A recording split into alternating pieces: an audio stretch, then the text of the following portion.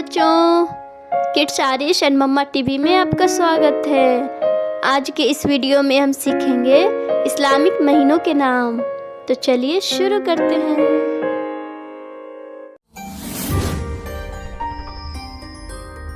पहला महीना है मुहर्रम।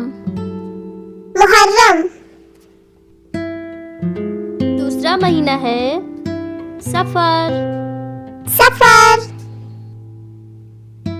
तीसरा महीना है रबीउल अव्वल। चौथा महीना है रबीउस सानी।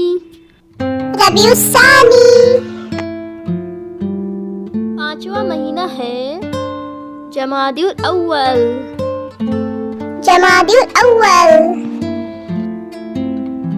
छठवां महीना है जमादिउस सानी। सातवां महीना है रजब।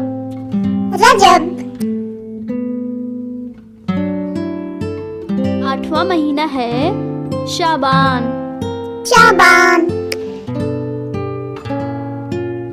नौवां महीना है रमजान।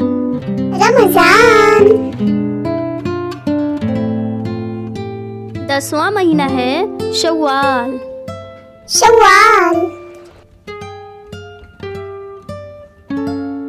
11वां महीना है जिलक़ाद। 12वां और आखिरी महीना है जिलहिज्जा या जिलहज। वीडियो पसंद आई हो तो लाइक करें, सब्सक्राइब करें। मिलते हैं नेक्स्ट वीडियो में। Thanks for watching.